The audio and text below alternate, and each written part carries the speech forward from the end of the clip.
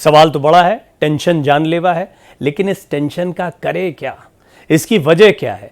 और ऐसा लगता है जब सभी टेंशन में हैं तो हम भी टेंशन में क्यों ना रहें।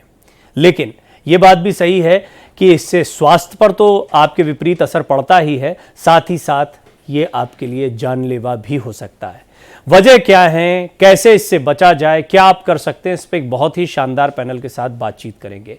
मौजूदा दौर में जिस तरह हर क्षेत्र में गलाकाट प्रतियोगिता है, लोग आगे बढ़ने के लिए तमाम जुगत करते रहते हैं, कुछ लोगों को सफलता मिल भी जाती है तो कुछ को निराशा हाथ लगती है। जिनको निराशा मिलती है उनके पास तनाव चुपके से चला आता है और अपना घर बना लेता है। हालांकि तनाव की तमाम वजह और भी हैं, इस पर चर्चा करेंगे, लेकिन उससे पहले ये रिपोर्ट।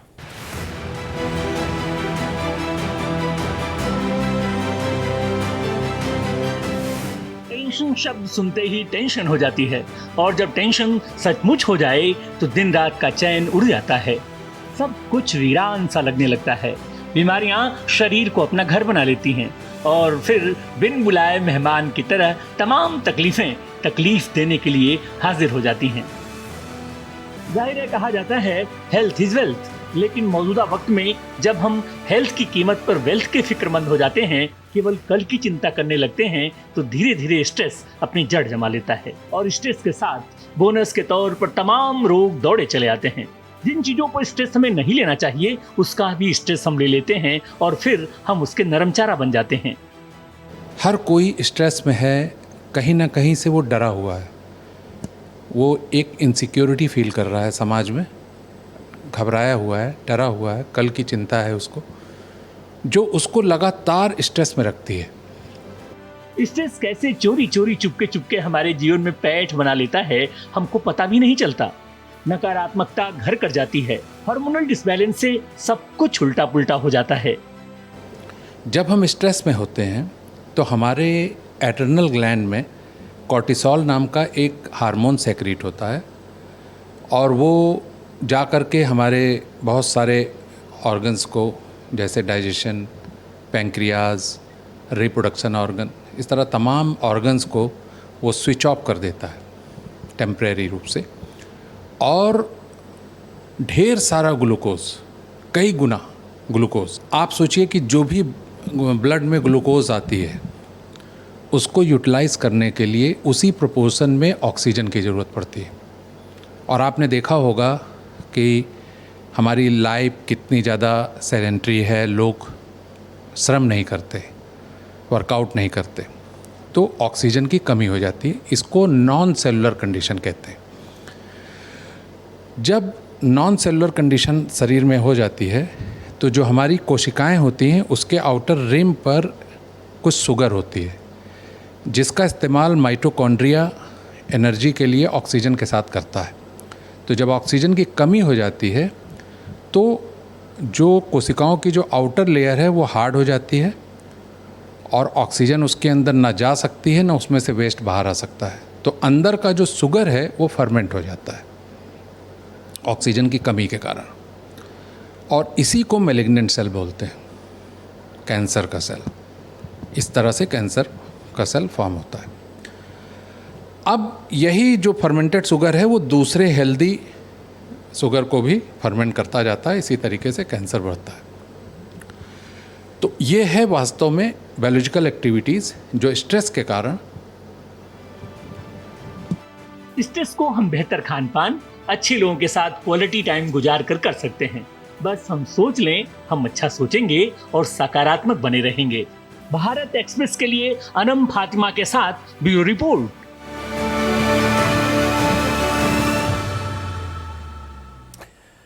बहुत महत्वपूर्ण सवाल है और इस सवाल का जवाब जानने के लिए कुछ जिम्मेदार चेहरों की ज़रूरत है। ऐसे चेहरे जिन्होंने इस विषय पर बहुत काम किया हो, अब भी काम कर रहे हों। और ये बड़ी खुशी की बात है कि आज मेरे साथ एक ऐसा ही बड़ा पैनल मौजूद है। इसमें 2 पद्मश्री अवॉर्डीज़ हैं, साथ ही साथ में कई ऐसे जानकार लोग हैं जो आध्यात्म और साइकोलॉजी दोनों ही क्षेत्रों में काफ़ी कार्य कर रहे हैं। आइए मैं अपने मेहमानों से आपका परिचय करवा देता हूं। मेरे साथ पद्मश्री अजय कुमार सोनकर जी, जो कि वैज्ञानिक हैं, वो जुड़ रहे हैं और आपने पद्मश्री अजय कुमार सोनकर जी को इस रिपोर्ट में भी सुना है। सर, आपका बहुत बहुत स्वागत करता हूं। मेरे साथ प्रोफेसर पवन सिन्हा, जो कि बहुत बहुत ही अच्छे जानकार हैं, धर्म के बहुत अच्छे जानकार हैं, स्पिरिचुअलिज्म के बड़े अच्छे जानकार हैं, वो भी जुड़ने वाले हैं। पद्मश्री डॉक्टर एम वली जो कि जाने माने चिकित्सक हैं, वो हमारे साथ जुड़ेंगे, और डॉक्टर कावेरी चौहान जिन्हें आप टेलीविज़न स्क्रीन पर देख पा रहे हैं अजय जी के साथ साथ, वो भी मेरे साथ जुड़ चुकी हैं। आप दोनों का स्वागत है। अजय जी, मैं शुरुआत आप ही से करना चाहूँगा क्योंकि आपने इस पर काफ़ी शोध किया है, काफ़ी कार्य आप कर रहे हैं। हम ये जानते हैं कि हमारे दिमाग में जो कुछ भी चल रहा है उसका सीधा असर हमारे शरीर पर पड़ता है। आपने ये भी बताया कि कितनी गंभीर परेशानियां इससे हो सकती हैं, लेकिन आजकल ये कहा जाता है कि जिस तरह की जिंदगी हम जी रहे हैं उसमें टेंशन बहुत आम है। टेंशन का कोई बैलेंस रूप भी हो सकता है, यानी इसकी एक हद जरूरी भी हो सकती है क्या? ये मैं आपसे जरूर समझना चाहूंगा। एक्चुअली क्या है कि हम जिस तरह की लाइफ स्टाइल या जिस तरह की एपिजेनेटिक्स में हैं, उसमें हमने बहुत सारे ऐसे कारणों का आविष्कार कर लिया है जिसकी वजह से हमें तनाव होता है। और हमें ये समझना चाहिए कि हमारी बायोलॉजिकल एक्टिविटी जो है, जो नेचुरल है, वो उसको सूट नहीं करती, वो कहीं कंट्राडिक्ट करती है। जो अभी आपने ये जाना कि किस तरीके से तनाव होने पर एड्रिनल ग्लैंड में कॉर्टिसोल नाम का एक हार्मोन सेक्रेट होता है और वो जा करके ढेर सारी शुगर जो है ब्लड में डाल देता है। तो ये समझना बहुत ज़रूरी है कि इस तरह की बायोलॉजिकल एक्टिविटीज़ होती क्यों है हमारे शरीर में। वास्तव में हजारों साल पहले जब हम जंगल में हुआ करते थे तो हमें तनाव तब होता था जब हमारे सामने कोई प्रेडेटर आ जाता था, कोई ऐसा नरभक्षी जीव आ जाता था जिससे हमको जान को खतरा होता था। तो उसके डर की वजह से हमें तनाव होता था। तो विकास क्रम में, एवोल्यूशन में हमारे अंदर एक एबिलिटी पैदा हुई कि एड्रिनल ग्लैंड में कॉर्टिसोल नाम का एक हार्मोन सेक्रेट हुआ और जान बचाकर भागने के लिए जो जो अंग जरूरी नहीं है उनको जाकर के वो टेम्परेरी रूप से बंद कर देता था, उसकी बायोलॉजिकल एक्टिविटीज को। और जितने भी स्टोर्ड ग्लूकोज होती थी उसको जो है ढेर सारी ग्लूकोज जाकर के हमारे ब्लड में ऐड कर देता था, ताकि इस ऊर्जा का इस्तेमाल करके हम उस खतरे से बच जाएं, या तो उससे लड़ जाएं उस खतरे से, या तो उससे भी तेज स्पीड में भाग जाएं और अपनी जान बचा लें। तो इस प्रक्रिया में क्या होता था कि बंदा भागता था बहुत स्पीड में और बहुत अपने शरीर की सारी क्षमता को पार करके श्रम करता था अपनी जान बचाने के लिए। तो सारी जो है एक्स्ट्रा ग्लूकोज उसी में कंज्यूम हो जाती थी और ढेर सारी ऑक्सीजन शरीर को मिल जाती थी, जिससे एक बहुत ही बेहतरीन सेलुलर कंडीशन पैदा होती थी।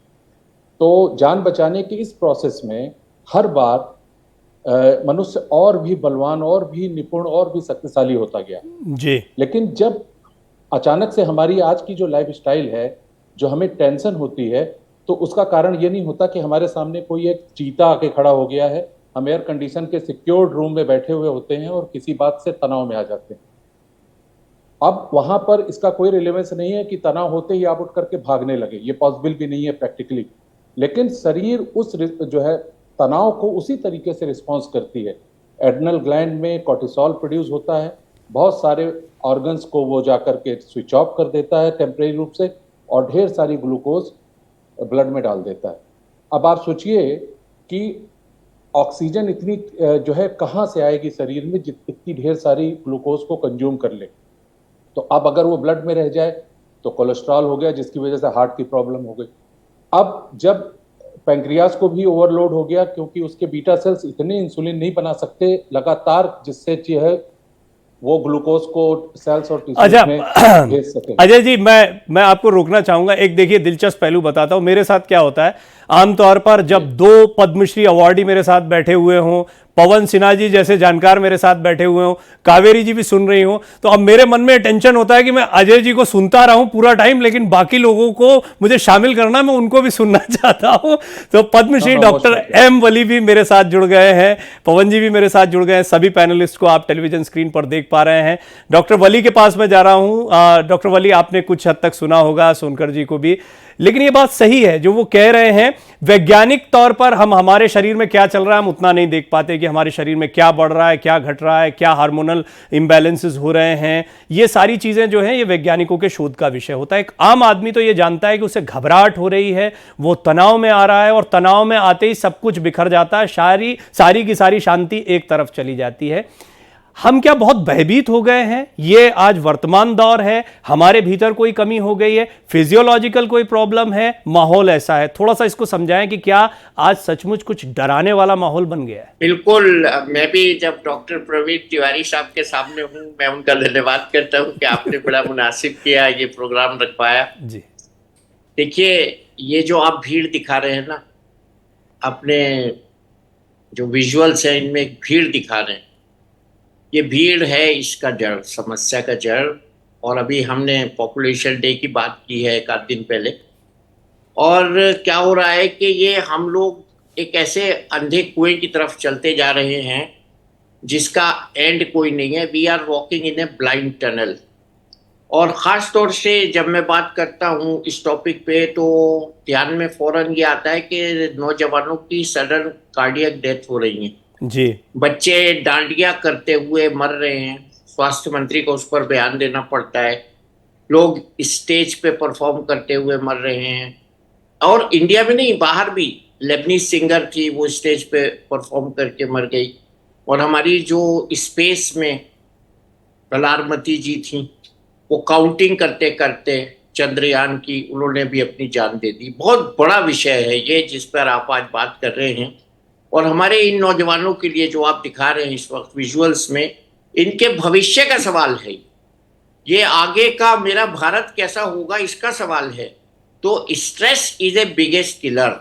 स्ट्रेस जो है वो जननी है, सब चीज़ें बीच में आती हैं और आखिर में सडन कार्डियक डेथ आ जाती है। वो बीच में क्या क्या आता है, जैसा अभी बता रहे थे सर, कि हमारा स्ट्रेस से हार्ट बीट बढ़ता है, कोर्टिसोल बढ़ता है, लाइफ स्टाइल डिजीजेस होती हैं, और सबसे ज़्यादा इस वक्त स्ट्रेस से डिप्रेशन बढ़ रहा है। हम लोग सब जानते हैं कि मोटापा बढ़ता है स्ट्रेस से, ओवर ईटिंग से, और शुगर बढ़ती है, डायबिटीज़ होती है जो कि बढ़ रही है कोविड के बाद बहुत ज़्यादा, ओबेसिटी बढ़ रही है, कोलेस्ट्रॉल बढ़ रहा है लोगों का।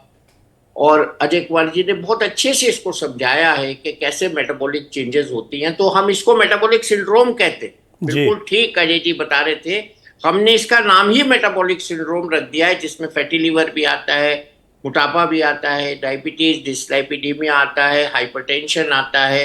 तो ये सब चीज़ें जो आती हैं, इससे हमारा यूथ, मुझे इस वक्त यूथ की बात बार बार करनी पड़ रही है क्योंकि हम इस वक्त यूथ प्रधान देश हैं। हमारे धर्माचार्य जी भी मुझे एग्री करेंगे, पवन सिन्हा जी। तो हम अपने नौजवानों को कैसे बचाएं, जबकि रात को 2 बजे माँ बाप सो रहे होते हैं, वो ऑर्डर दे देते हैं फास्ट फूड का, सुबह खाली डिब्बे मिलते हैं पिज्जा के, पास्ता के।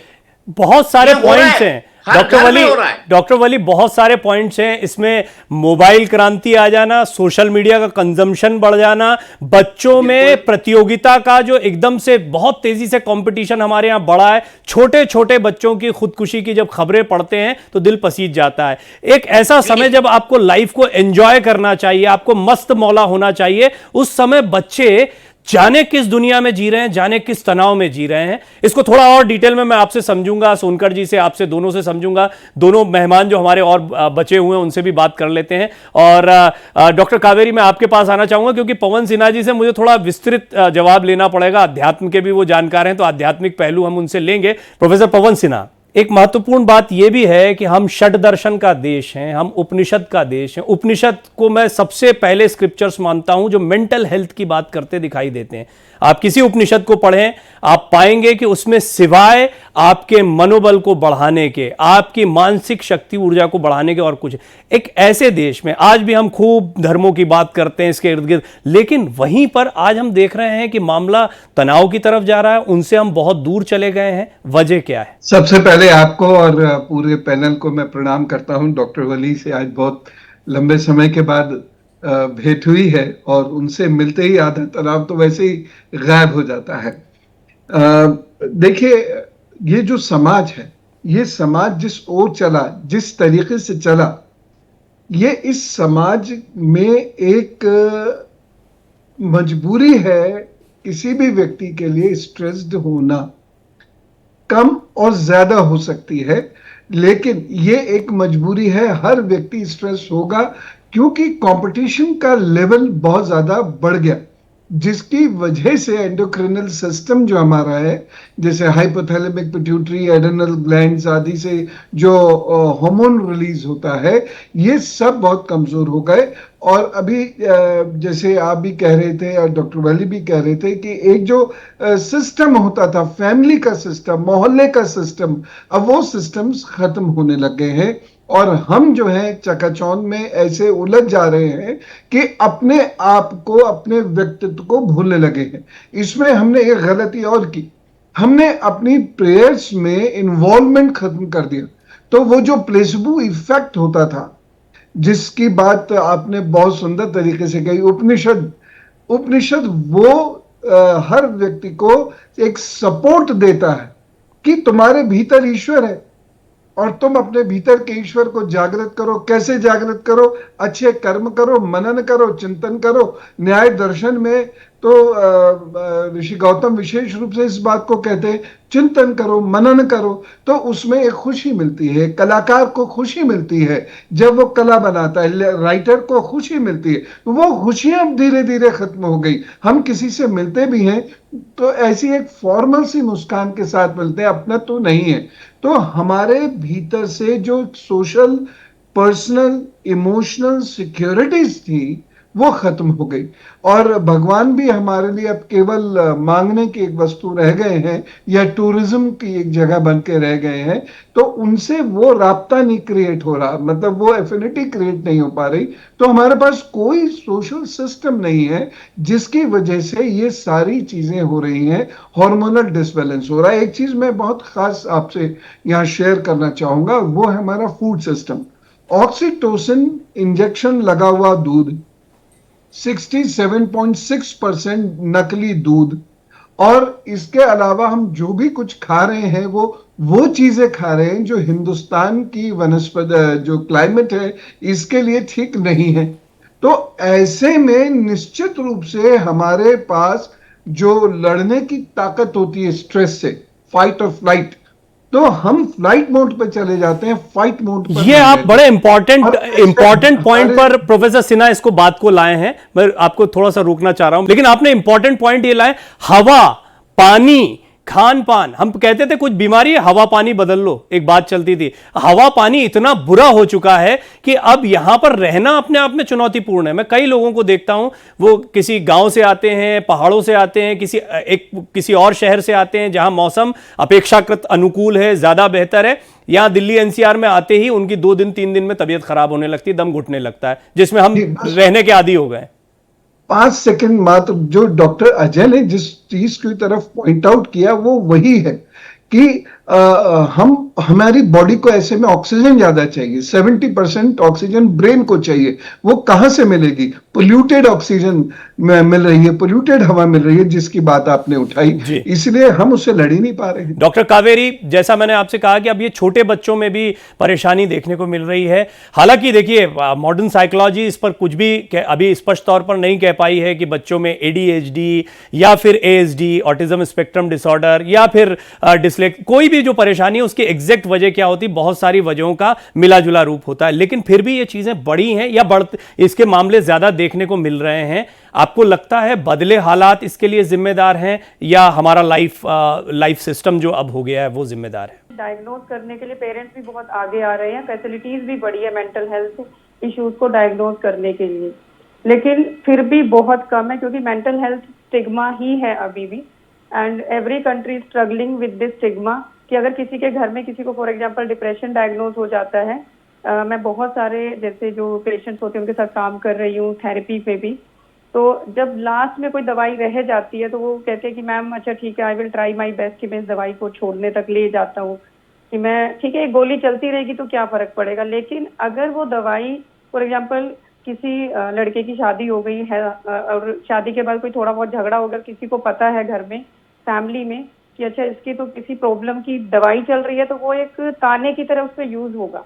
आई थिंक सभी एग्री कर रहे हैं कि हमारा जो सोशल स्ट्रक्चर है, सोशल सिस्टम है, उसमें अगर फीवर होके ठीक हो जाए तो वो ठीक है, अगर डेंगू होके ठीक हो जाए तो ठीक है, लेकिन डिप्रेशन होके ठीक हो जाए तो वो एक मेंटल हेल्थ की हिस्ट्री साथ साथ लेके उसके चलते, और वो भी एक स्ट्रेस का रीजन बनता है कि मेरी प्रॉब्लम के बारे में कितने लोगों को पता है सोसाइटी में।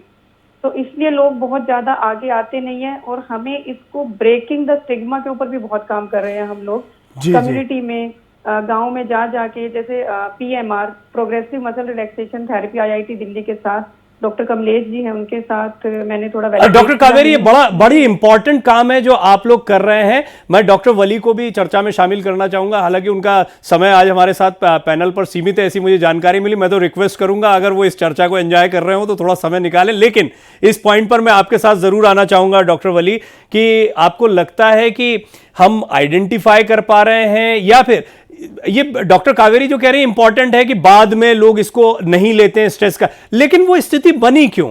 हम ये भी देख रहे हैं कि डिप्रेशन में जाना भी बड़ा कॉमन हो गया है, और डिप्रेशन में है नहीं है इसका भी बड़ा कंफ्यूजन है। तनाव होता है, लोगों को लगने लगता है वो डिप्रेशन में है, कोई और दिक्कत होती है उनको लगने लगता है डिप्रेशन में है। साइकोलॉजी को हर कोई बहुत करीब से समझता नहीं है कि डिप्रेशन जो होता है वो बड़ी गंभीर समस्या है, सोचना समझना सब खत्म हो जाता है।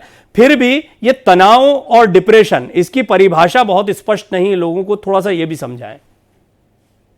देखिए प्रवीण जी, ऐसा है, तनाव जो है हम खुद बनाते हैं। अगर मुझे अस्पताल 10 बजे पहुंचना है और मैं घर से 10 बजे निकलूंगा तो तनाव हो जाएगा, फिर मेरे मरीज मुझे बहुत जोर से घूरेंगे और मैं उनसे कहूंगा मैं जाम में फंस गया था। लेकिन अगर मैं 9 बजे निकल जाऊंगा तो मैं 9:45 बजे पहुंच जाऊंगा, मरीज जब आएगा तो उसको मैं बैठा मिलूंगा अपनी कुर्सी मेज पे और अच्छे से स्वागत करूंगा, तो वो कहेंगे ये डॉक्टर बड़ा पंक्चुअल है। तो बॉम्बे जब हम जाते हैं तो हम देखते हैं वहाँ के लोग बड़े अनुशासित होते हैं, बावजूद ट्रैफिक जैम्स के। अगर 5 बजे कोई मीटिंग है तो वो 5 बजे पहुंच जाते हैं। लेकिन कुछ हमारा दिल्ली का कल्चर जैसे है वैसे ही कुछ पूरे देश का कल्चर हो गया है। वो ये है कि हम समय को रिजर्व में नहीं रख के चलते, तो हमको वहीं से जल्दी बाजी और हेस्ट और वो जो अभी फ्लाइट और फाइट का जो वो था प्रकरण, वो पैदा हो जाता है। तो हमें अपने समय का सदुपयोग करना चाहिए। इसके लिए सबसे बड़ा कारण जो मैं समझता हूँ यूथ में स्लीप डेप्रीवेशन। स्लीप डेप्रीवेशन से जब हमारी सुबह को ठीक से हम उठेंगे तरोताजा, तो हमारा पूरा दिन और दिनचर्या बड़ी शांत गुजरेगी और कोई जल्दीबाजी नहीं होगी, और फिर हम समय पर अपने काम से वापस भी आएंगे और फिर हम समय पर सोएंगे, समय पर उठेंगे। ये जो रात को, जैसे कि आपने भी ऐड किया था मेरे रिमार्क में, ये मोबाइल जो देखते रहते हैं 3-3 बजे तक बच्चे, तो इसको हमने अब मोबाइल एडिक्शन के नाम से एडिक्शन की लिस्ट में शामिल कर लिया है। और ये अब वन ऑफ दी अल्कोहल से भी ज़्यादा खतरनाक, ड्रग्स से भी ज़्यादा खतरनाक एडिक्शन हो गया है। और मैं कुछ बूढ़े लोगों को जानता हूँ जिन्हें टेलीफोन जब मोबाइल आया था डायल करना नहीं आता था, पकड़ना नहीं आता था, वो अब रात को 3-3 बजे तक यूट्यूब वीडियो देखते हैं और फॉरवर्ड करते हैं जी। तो ये जो एक बड़ी त्रासदी है, मैं रुक रहा हूँ आपके प्रोग्राम के लिए, नेक्स्ट सेगमेंट पे रहूंगा। बहुत बहुत धन्यवाद। पहले तो इस बात अच्छा विषय चुना है, ये विषय ये राष्ट्रीय हित का विषय है, ये हमारे आपके बात करने का। अच्छा, मैं इस पर फिर आपको इसको थोड़ा विस्तार से समझते। मैं एक मीडिया वाला आपसे तनाव पर बात कर रहा है, मीडिया इंडस्ट्री अपने आप में जो है, वैसे तो देखिए पवन जी हंस रहे हैं क्योंकि मीडिया का साथ उनको भी काफ़ी मिला बड़ा लंबा समय, फिर उन्होंने उसके बाद में एक अपना अलग अध्ययन, चिंतन और मनन शुरू किया, लेकिन हमारा ये काम है। मीडिया वाला आपसे ये बात कर रहा है। दूसरा महत्वपूर्ण बात यह भी है कि मोबाइल कल्चर और अन्य कारण जिन पर आज वर्तमान में आप बात कर रहे हैं, उनके रहते रहते किस तरह से, आपने बड़ा सुंदर एग्जाम्पल दिया, टाइम से निकलो, टाइम से पहुंचो, तनाव आधा खत्म हो जाता है। तो फिर इसमें किस तरीके से कई चीजों का इस्तेमाल करते हुए आप आगे बढ़ सकते हैं। मैं प्रोफेसर पवन सिन्हा को इस चर्चा में इसलिए शामिल करना चाहूंगा क्योंकि बहुत सारे जो देश के लोग हैं वो उन्हें जानते हैं एक ज्योतिषाचार्य के तौर पर भी, वो अपनी कई समस्याओं को लेकर आते हैं। एक मैं भी मनोविज्ञान का स्टूडेंट हूं, छात्र रहा हूं, तो मैं मनोविज्ञान को समझता हूं, लेकिन इस देश में ज्योतिषाचार्य जो हैं वो एक बड़े मनोवैज्ञानिक की भूमिका में भी मैं देखता हूं क्योंकि लोग उनका रुख करते हैं। प्रोफेसर पवन सिन्हा, बहुत सारे लोग आपके पास दिक्कत लेकर आए, इसलिए मैं दावे से कह सकता हूं कि आपके पास जो केस स्टडीज होती हैं वो कई साइंटिफिक रिसर्च में, कई रिसर्च पेपर्स में भी नहीं मिल पाती हैं। इसकी बहुत बड़ी वजह है कि लोग दिल खोलकर आपके सामने रख देते हैं, सब कुछ बता देते हैं, तो आप काफी चीजों को जानते समझते हैं। कॉमन फैक्टर्स आप क्या पाते हैं इन समस्याओं के? आपको क्या लगता है कि वर्तमान दौर में तनाव की, टेंशन की कॉमन चीजें क्या हैं, कॉमन बातें क्या हैं? 3 चीजें मैंने बहुतायत में देखी। पहली चीज है करियर, दूसरी चीज पैसा और तीसरी चीज है रिलेशनशिप। और रिलेशनशिप में एक वक्त होता था जब boys used to be after girls, और उनको ये लगता था ये लड़की मुझको लिफ्ट नहीं दे रही। ऐसी वो बातें बताते थे। मेरे बच्चे भी मुझसे बहुत खुल के बात करते हैं, बहुत सारे बच्चे हैं मेरे, तो वो बड़े खुल के हमसे बात करते थे कि गुरुजी ऐसा है, ऐसा है, ऐसा है। अब गर्ल्स भी इसी प्रकार के रिस्पॉन्स देती हैं और इन बातों को जानना चाहती हैं कि हम उससे मैरिज करना चाहते हैं, वो किसी और के साथ एंगेज्ड है, तो इस वजह से मेरी रातों की नींद उड़ गई है। तो उनके अंदर भी अब ये बात आने लगी। तो ये 3 चीजें ऐसी हैं जिसको लेकर सामान्य जन परेशान है।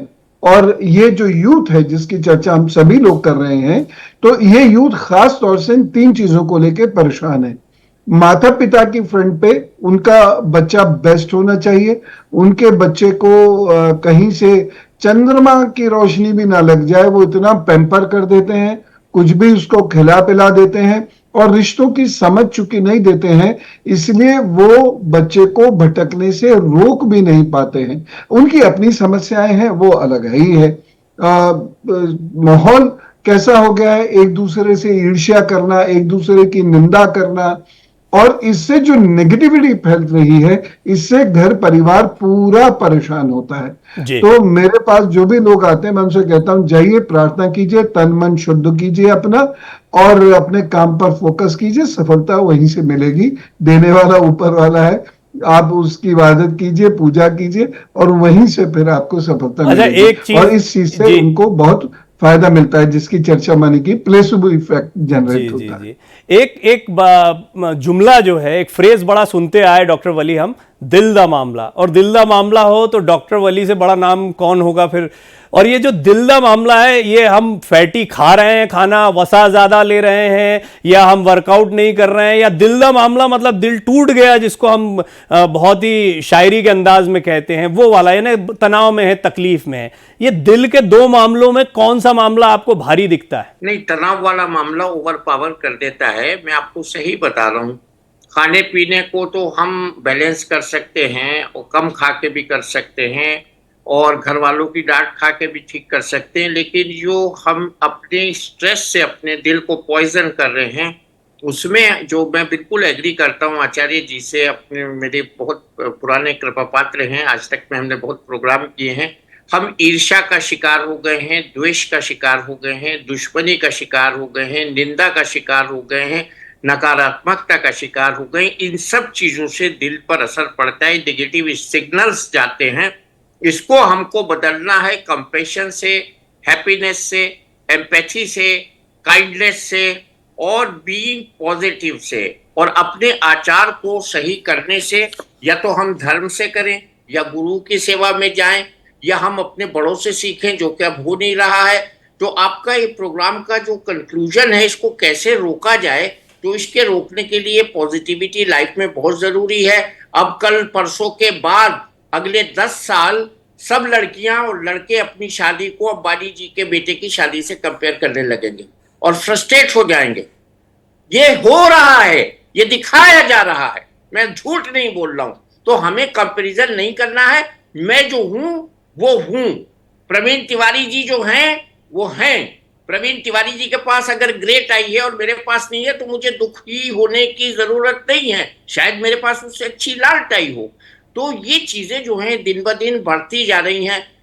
हम लोग मजाक करते थे, राष्ट्रपति भवन में प्रोटोकॉल एक चीज होती थी, तो हम कहते थे कि भैया हम लोग तो प्रोटोकॉल देखते हैं, किसको पहले खड़ा होना है, किसको बाद में खड़ा होना है। तो इसमें भी होता था।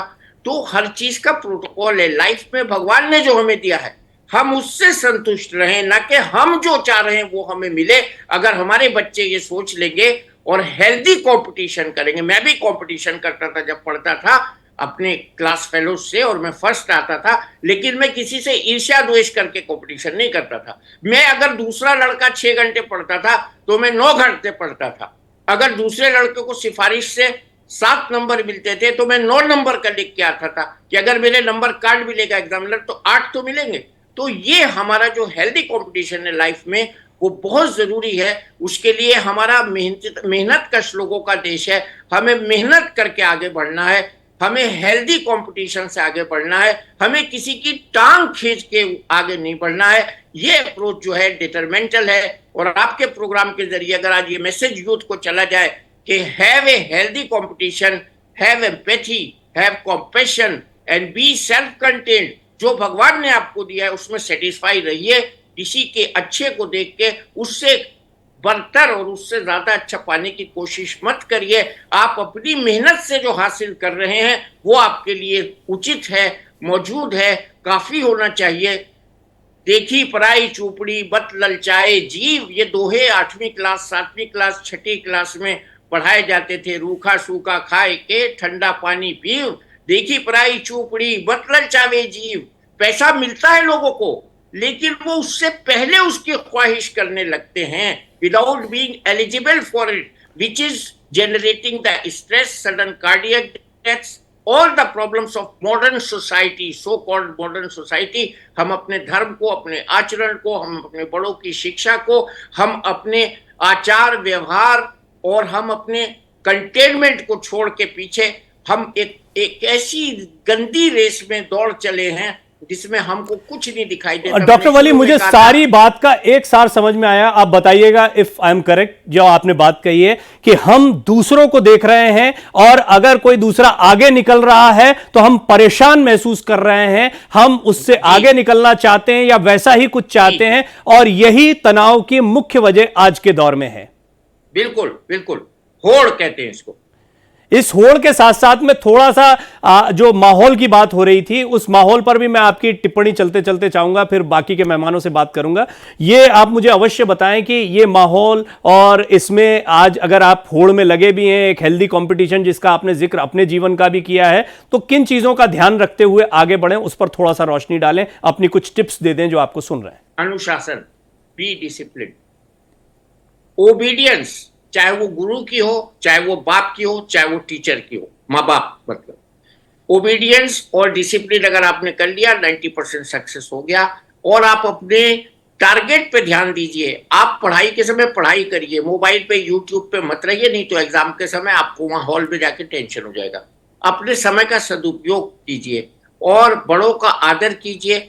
आपको किस समय क्या काम करना है उसको आप टारगेट कीजिए। और मैं बड़े हाथ जोड़ के कहता हूं, आजकल जो खाने मिल रहे हैं उनसे बचिए, घर की दाल रोटी खाइए। आपके घर में बहुत अच्छा खाना बनता है, आप चखते ही नहीं, आप बाहर से ऑर्डर कर देते हैं। धूम्रपान सबसे बड़ा दुश्मन, मौत का सौदागर धूम्रपान, इससे बचिए। अल्कोहल से बचिए, ड्रग्स से बचिए, और जो स्नेक वेनम एक बार आपने दिखाया था उससे बचिए। और ये बहुत सी चीजें ऐसी सोसाइटी में आ गई हैं जिसको हम बुरा नहीं समझते आजकल, जिसको हम फैशन समझते हैं, उससे बचिए। मेरा देश ऋषि मुनियों का देश है, मेरा देश विष्णु ब्रह्मा का देश है, मेरा देश बहुत अच्छा देश है। हम सोने की चिड़िया कहलाते थे, लोग हम पर रश्क करते थे, हमारे ताज बादशाहों को ले गए उठा के, हम इतने अमीर थे। लेकिन आज हम फिर से मेहनत करेंगे तो आगे आने वाले 100 साल में ये पूरी सदी हमारी होगी, भारत की होगी, ऐसी मैं कामना करता हूं। Our doctors are the best, our youth are the best, our engineers are the best, our वैज्ञानिक आर द बेस्ट, आवर धर्माचार्य are the best, our dieticians, psychologist, everybody is the best. क्या बेस्ट नहीं है? हमने अपने उसूलों को छोड़ दिया है, उस पर वापस आना पड़ेगा। सादगी को फैशन से बदल दिया है, सादगी पर वापस आना पड़ेगा। लग्जरी को हमने सादगी से बदल दिया है, उस लग्जरी को छोड़ के सादगी पे आना पड़ेगा। हम आज भी वही अखंड भारत बन सकते हैं अगर हम इन गुणों को अपने अंदर। अभी पवन जी ने जो आपके विषय में कहा था कि आपसे मिलके यूं ही टेंशन दूर हो जाता है, कम से कम अभी आपको सुनते सुनते जितने दर्शक श्रोता सुन रहे होंगे उनका टेंशन दूर हो गया होगा। आपकी बात का लब्बो लुभाव यह है कि बुरा जो देखन मैं चला, बुरा ना मिलिया कोई, जो मन खोजा अपना, मुझसे बुरा ना कोई। पहले अपने पे ध्यान दो, दुनिया पर देखना छोड़ो। बाहर इतना देखोगे, होड़ मचाओगे तो तनाव में आ ही जाओगे। डॉक्टर वली, आपका मैं बहुत बहुत धन्यवाद करता हूं, आपने अतिरिक्त समय दिया, इसके लिए विशेष धन्यवाद करता हूं। सोनकर जी मेरे साथ दोबारा जुड़ गए हैं। कावेरी जी से भी तकनीकी जो दिक्कत आ रही थी वो दूर हो गई। प्रोफेसर पवन सिन्हा बने हुए हैं। अजय जी, एक बहुत ही अहम बात और एक बहुत ही अहम चर्चा यहां पर हुई। अब मैं, क्योंकि आपने बड़ा गहन शोध किया है इस पर, वर्तमान दौर में होड़ एक बात जो कही डॉक्टर वली ने, उसके अतिरिक्त मोबाइल, आजकल का माहौल, हवा पानी, बहुत सारी चीजें, बट की इश्यूज पे मैं चाहूंगा कि आप थोड़ा स्ट्रेस करके बताएं लोगों को कि की इश्यूज ये हैं जिसकी वजह से आपका मनोबल कमजोर होता है और आप टेंशन की जद में आ जाते हैं। एक्चुअली पहले हमें ये समझना होगा, ये बात अभी तक की बात, ये चीज कंक्लूड हो गई कि स्ट्रेस जो है वही मेन कंपाउंडर है जिसकी वजह से ये सारी एलिमेंट्स हैं।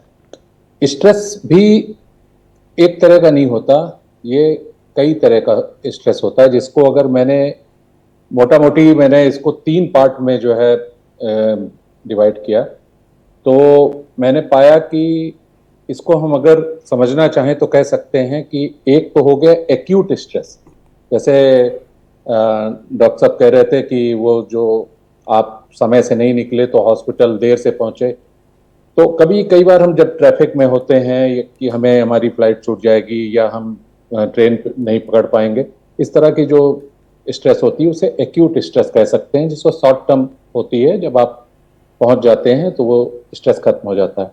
जो मेन प्रॉब्लम है वो है लॉन्ग टर्म स्ट्रेस, जिसे क्रोनिक स्ट्रेस आप कह सकते हैं। अब कोई आज के समय में जो एटमॉस्फेयर है उसने सोसाइटी में बहुत ज़्यादा डर पैदा करके रखा हुआ है कि कल मेरे बच्चे का क्या होगा, उसे कोई जॉब मिलेगी कि नहीं। वो पढ़ लिख देख रहे हैं कि बहुत सारे पढ़े लिखे लोग भी हैं जिनको करने के लिए जॉब नहीं है, वो तो अपनी हार्ड मनी को, अपनी ब्लड मनी को लगाकर अपने बच्चे को पढ़ाते हैं, तो सालों साल वो इस स्ट्रेस में रहते हैं कि मेरा बच्चा जब बड़ा होगा, पढ़ लिख कर हायर स्टडीज करके आएगा, उसे कोई जॉब मिलेगी, वो सेटल हो पाएगा कि नहीं। इस तरह की बहुत सारे मैटर्स हैं, जैसे किसी का कोर्ट केस चल रहा है तो सालों साल चल रहा है, वो उसी स्ट्रेस में। बहुत सारे लोग ऐसे हैं जो हायर इनकम वाले हैं, जिनको ये डर है कि कहीं मेरे पर कोई छापा ना पड़ जाए, कोई इनकम टैक्स का, जो उन्होंने फाइनेंशियल क्राइम कर रखे हैं, वट एवर। तो इस तरह की चीजें जब उनको, क्रोनिक स्ट्रेस जो होता है वो लगातार रहने की वजह से शरीर में लगातार नॉन सेलुलर कंडीशन को क्रिएट किए रहता है, जिसकी वजह से डायबिटीज, हार्ट की प्रॉब्लम, लिवर सिरोसिस, कैंसर जैसी बीमारियां होती हैं। जैसा मैंने अभी एक्सप्लेन किया आपको कि किस तरीके से नॉन सेलुलर कंडीशन से हमारे कोशिकाओं की जो शुगर होती है वो फर्मेंट हो जाती है और मैलिग्नेंसी शुरू हो जाती है, मैलिग्नेंट सेल्स बनने लगते हैं। तो ये है। एक तीसरा स्ट्रेस है पोस्ट ट्रॉमेटिक स्ट्रेस, जैसे किसी को कोई प्रॉब्लम हो गई, किसी के घर में कोई दुर्घटना हो गई, कोई परिजन का देहांत हो गया, तो वो उस ट्रामा में रहते हैं बहुत समय तक। इससे सबसे बड़ी चीज जो पैदा हो रही है वो है डिप्रेशन। जो लोग डिप्रेस्ड हैं वास्तव में वो प्रेजेंट में नहीं रहते, वो पास्ट में किसी घटना में ही ट्रैप रहते हैं जी। तो इसको पोस्ट ट्रॉमेटिक स्ट्रेस बोलते हैं जी। अजय जी, आप जहां पर चर्चा लाए ना, ये सचमुच इतना दिल को छूने वाली है। कई केसेस मैंने देखे हैं। डॉक्टर कावेरी, मैं आपसे इस पर जरूर एक सवाल लेना चाहूंगा, क्योंकि अब चर्चा को हम अंतिम दौर में ले जा रहे हैं।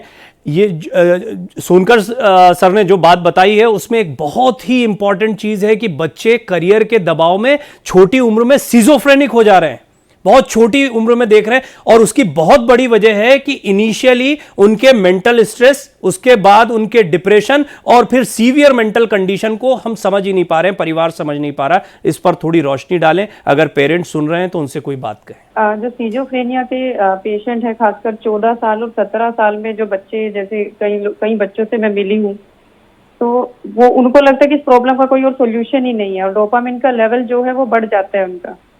तो इसकी वजह से उन्हें लगता है कि बस करियर ही बनाना है, खेलना छोड़ देते हैं। पूरा दिन वो घर के अंदर बस पढ़ना है, पढ़ ही रहे हैं, लेकिन उन्हें लगता है कि लाइफ को एंजॉय करने से हमारी पढ़ाई खराब हो जाएगी, करियर खराब हो जाएगा जी। तो एक तो कम्युनिकेशन भी डाउन है फैमिलीज में। मैंने एक बार एक बच्चे को बोला कि बेटा, आप जब घर में पापा आते हैं उनको कभी 1 गिलास पानी दे दिया करो जब वो आते हैं बाहर से। तो उनके फादर ने मुझे देखा और कहा कि मैम, मैं ही इनको पानी दे दूं तो ज्यादा बेटर है, आप कैसी बात कर रहे हैं।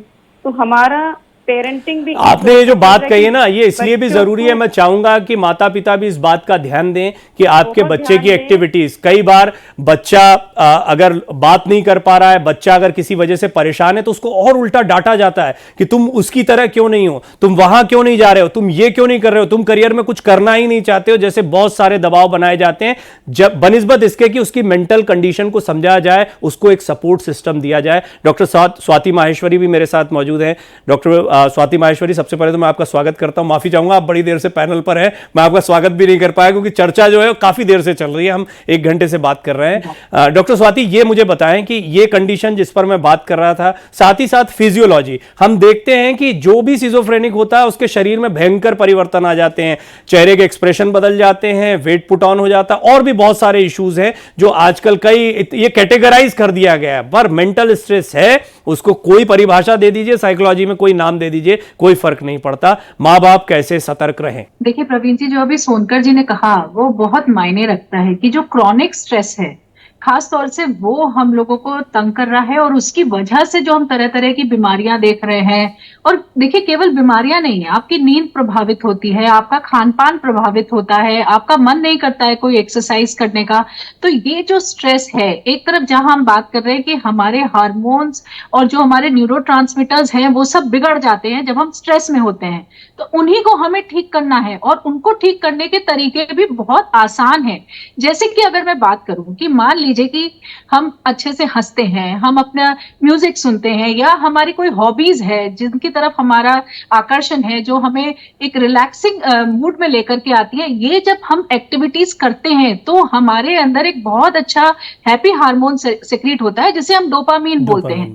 वहीं जब हम एक्सरसाइज करते हैं तो हमारे अंदर एंडोर्फिन्स रिलीज होते हैं। जब लोग एक दूसरे के साथ सोशलाइज करते हैं, आपके रिश्ते अच्छे हैं, तो आपके अंदर अपने आप ऑक्सीटोसिन रिलीज होता है। जब आप मेडिटेशन करते हैं, जब आप किसी के लिए हाथ बढ़ाते हैं मदद करने के लिए, या कोई ऐसा एक्ट करते हैं जिससे दूसरे का भला हो, तो आप अपने शरीर के अंदर सेरोटोनिन रिलीज करते हैं। यानी कि हम बहुत सारी ऐसी एक्टिविटीज कर सकते हैं जिससे कि हमारे अंदर हैप्पी हार्मोन सिक्रीट हो, या जो कि हमें भला कर रहे हैं, जो कि हमारे को स्ट्रेस से बाहर निकलने में मदद कर रहे हैं। तो अगर हम कोई ऐसी एक्टिविटीज नहीं करेंगे जो हमें उस स्ट्रेस से बाहर निकाले, जो हमारा माइंड डाइवर्ट करे, जो हमारे उस तनाव को कम करे, तब तक हम इससे लड़ नहीं पाएंगे। क्योंकि देखिए, कई बार जैसे अभी सोनकर जी ने भी बोला कि जो कारण है स्ट्रेस के, वो इतने परमानेंट हैं या वो इतने लॉन्ग टर्म है कि उनका हल आज नहीं मिल पाएगा। आज हम वो हल अगर निकालने बैठे तो वो संभव नहीं है।